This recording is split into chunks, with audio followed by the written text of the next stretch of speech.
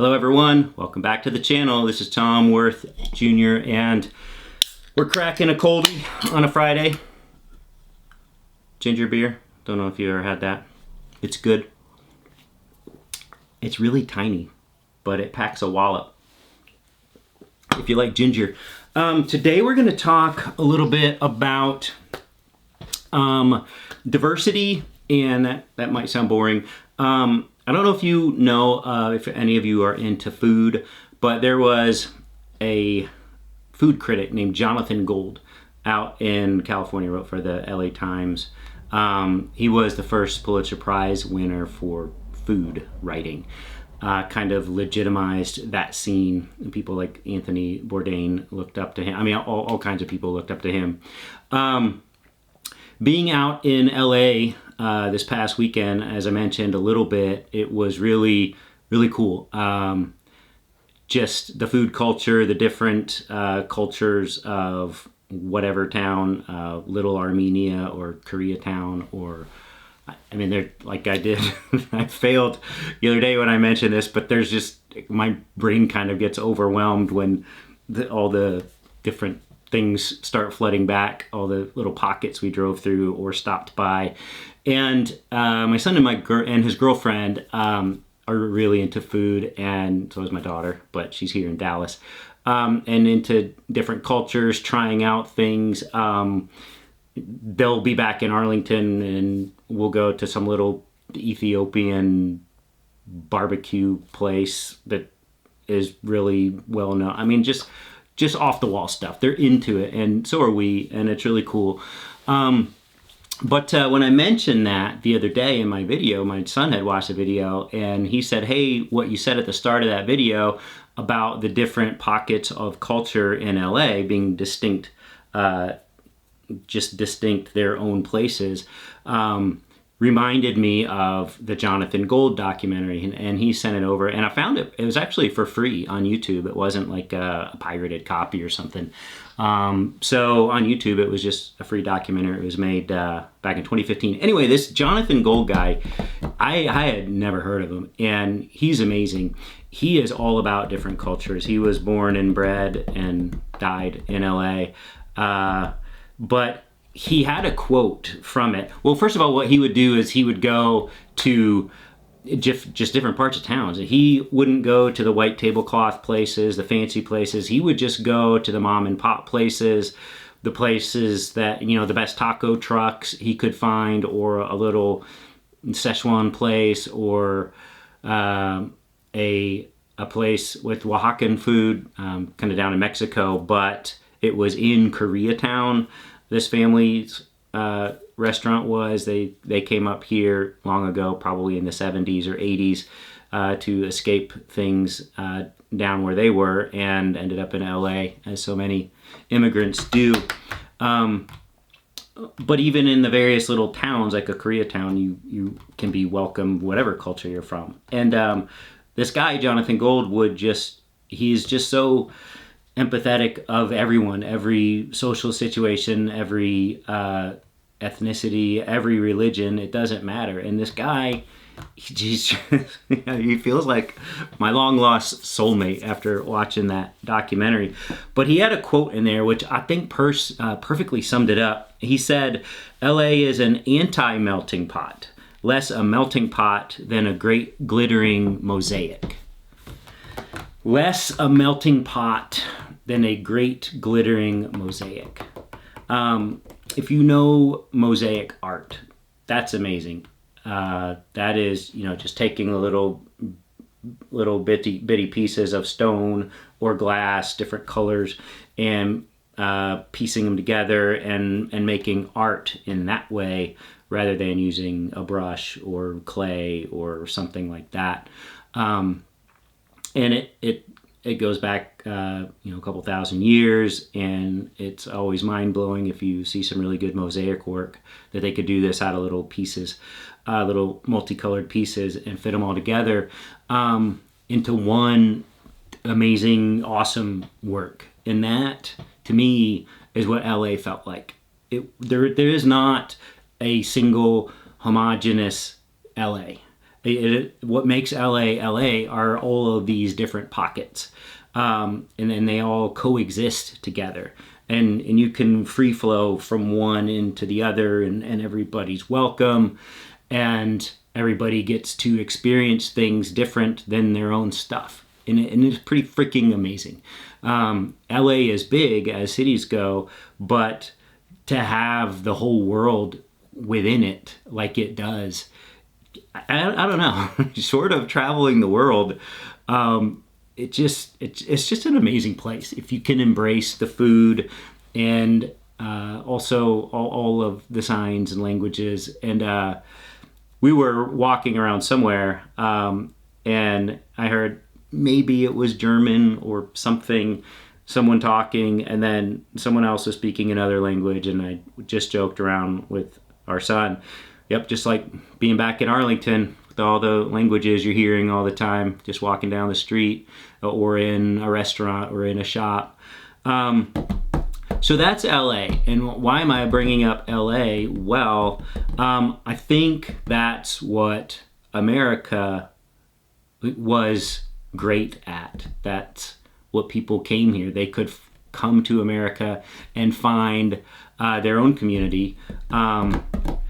My mom's grandfather came over from Denmark and was an indentured servant and had to work on a farm for 7 years around the turn of the century, probably late 1800s, early 1900s, and then was released and moved to upstate New York and started farming. And there's other Danish people there too. And that's just what people did. You would go and hang out with people like you, and you would integrate into the larger community, but you'd still have your own food and customs, and you could speak your language. And if you wanted to really maximize your chances, you'd have to learn English, of course, and that's what most people do. But that's what makes America so cool, is we get everything. Diversity always results in a stronger organism, whether it's your immune system or, just it's common sense. Don't need to explain diversity theory to you. Stock portfolios, just when you have different pieces, then you're kind of immune to shocks to one piece because you have another piece, and you'll be okay when you have diversity.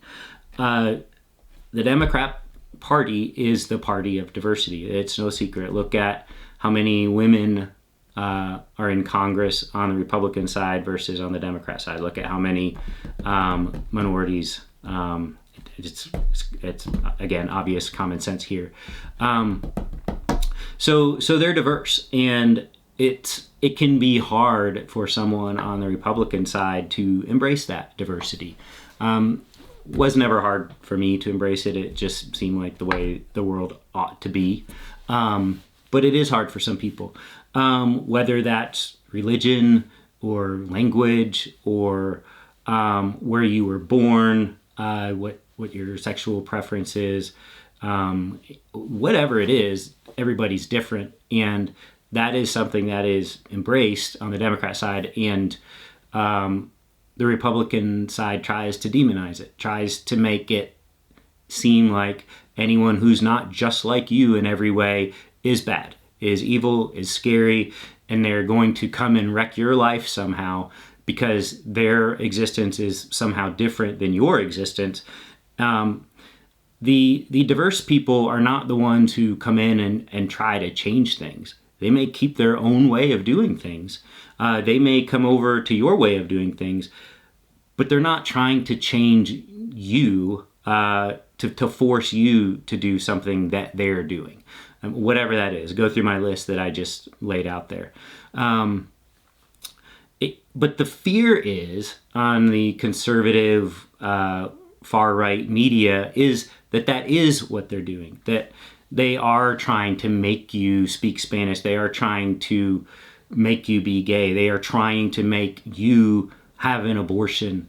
They are trying to make you do drugs or rape people or whatever it is they make up about people who who are not white and straight and Christian and middle class. And this is just not the case, because America has been, I just love the metaphor of mosaic, not a melting pot. We like to look at ourselves as a melting pot, but if you go and you put all the cheeses into one pot, one big fondue pot, and it just all kind of melts together, that's cool, that's fine. But isn't it also cool if you can have a plate of Gruyere and a plate of Havarti and a plate of whatever it is, Brie, and just taste them individually if you feel like it. If you want to mix it all up, cool, do that. But you shouldn't have to. You should be able to have pockets of diversity, which is what LA is.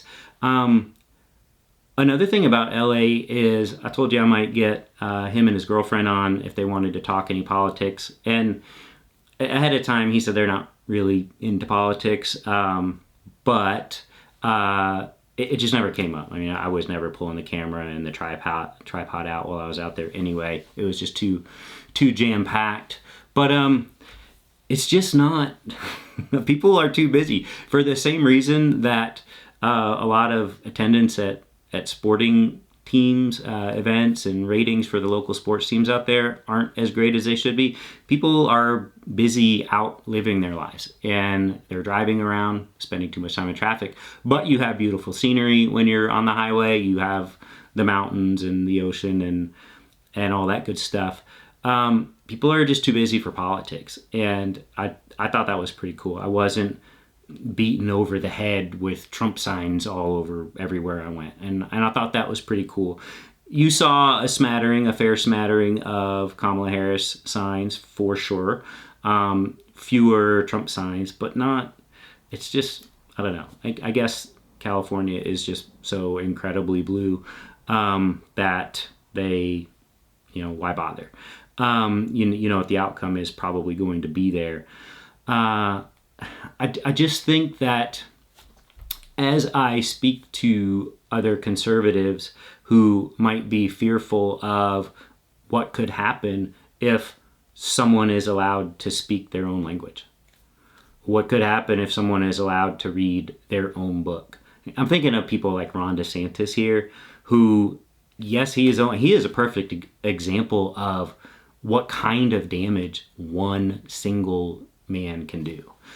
He's got the whole state of Florida at his disposal, and him and his Republican legislature can enact, and they do enact, whatever they want to. And it is incredibly destructive. Keep in mind, he is another guy who made his name by heavily supporting Trump, but then tried to go up against Trump and got smashed, just absolutely flattened by Trump. But he didn't try to just go toe-to-toe with Trump. He tried to out-Trump Trump, where even Trump was thinking, this dude's kind of crazy. But this is what Trumpism leads to. You may not think Trump is too extreme for you. I don't know how you couldn't think that. But maybe you don't think he is. Or maybe you think it's all an act. Or maybe you think, maybe he crosses a line sometimes, but we've got such a strong system that it's going to hold. And it's not. Because Trump got to where he was by his extremism. And as we've talked before, society and people evolve. They look and see what works, and then they do that, but more. So you have people like Marjorie Taylor Greene. You have people like Jim Jordan. You have people like Ron DeSantis. You have this North Carolina GOP candidate where all the news broke yesterday. You have people like that guy. It's just a continuum, and it gets worse and worse and worse. Extremism only goes one way. It only goes more extreme. It only gets worse. And so if Trump is maybe right at your limit or maybe just over your limit, then I would say you can't empower him anymore, because that's just empowering other people to go past those limits.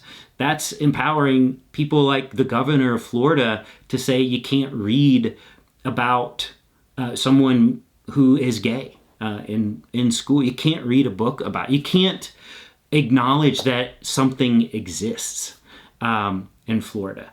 And I don't have to explain to you how dangerous that is and why that's so dangerous. We just innately know whenever any authoritarian regime tries to take power, and I'm not just talking about Hitler or Mussolini, I'm going back to the Spanish Inquisition. Keep in mind, I am Catholic. We invented the Inquisition. Those guys were ruthless, and they thought they were doing it for a good reason. They thought they were doing it to root out heresies and false beliefs and stick to orthodoxy, purify everything. Spain in the 1500s was not the place you wanted to be unless you were hardcore Catholic. And even if you were, if you said the wrong thing or wrote the wrong thing, you could easily be tortured or burned at the stake. You trust me, you don't want to be there. We don't want to end up there. And when you support extreme people like Donald Trump, who, even if you don't think he is definitely appealing to extreme people to get himself elected again. It is far too dangerous of a path for any of us to take. And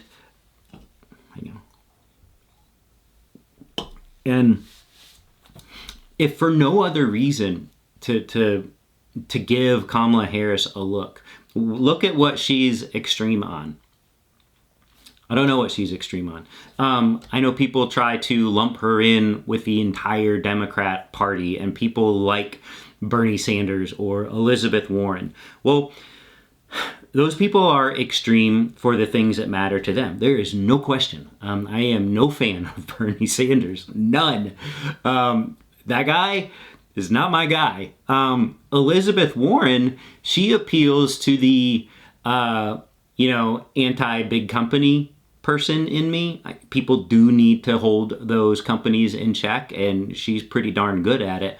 However, she seems pretty dug in on certain things. So crypto is one thing. And I just, on the face of it, I don't like crypto. I'm not a fan of it. I don't see the point of it. I don't see the point of the United States to lose control of currency or any countries to lose control of currency. Crypto got its start with people who wanted to be outside the system, and those were for not great reasons that they wanted to be outside of the system. And I know it's becoming more mainstream now, and I know it appeals to wealthy people. I'm not a fan. However, Kamala Harris is doing exactly what I would do. She's not going the Elizabeth Warren path and saying, no, just no, we're not talking about it, we're not listening, no. That is not what Kamala Harris is doing. She's talking to people. She's talking to crypto people. She's talking to people like Anthony Scaramucci, he was Trump, you know who he is, but he's a big crypto guy. And one of the things he doesn't like about the Democrats is that they are so anti-crypto. But Kamala Harris is actually meeting with him. She's actually doing what you should do. You should learn about something. You should hear someone out. You should think, maybe I wasn't born just knowing everything there is to know about a thing. I don't know how much you know about crypto. You may know more or less than I do. I do know a fair amount. I'm still not for it. But if I were the president, or if I were running to be president, and I see what an influence it is, whether I like it or not, I would be doing everything I could to learn about it. That's what she's doing. That's not extreme. That's reasonable. That's what you would want from a leader. That's why I think you should give Kamala Harris a vote and not Donald Trump. Donald Trump is pro-crypto, but he is so crazy. He's deciding he wants to start his own crypto firm, like last week, I believe that was. And he's not doing it for any good intentions. He's doing it just for another get-rich-quick scheme, just like his company that he went public with earlier this year. It's all just a big scam with him. It is worthless. His company is worthless. It is hundreds of millions of dollars of losses. It is almost zero revenue. And anytime he has something bad happen to him, the stock of his company goes way down. If something good happens with him, it'll go up. That's not a company. It's not. That's Donald Trump. So he wants to take that and also go into crypto now. And anyone who's giving him access to all of their cryptocurrency, okay, good luck with that. He's not the reasonable person. He's not the one who's trying to learn more about it. So that's what I wanted to cover today. A mosaic can be just as cool, in my opinion, better than a melting pot. And we need to celebrate diversity. It makes us stronger, not weaker. There's just too many of us. If you think there's any single person on earth that's exactly like you, sorry to inform you, but all 7-something billion of us are a little bit different at least. So diversity is good, and take that out with you tonight when you look for a nice different kind of food restaurant on a Friday night. All right, we'll talk to you later.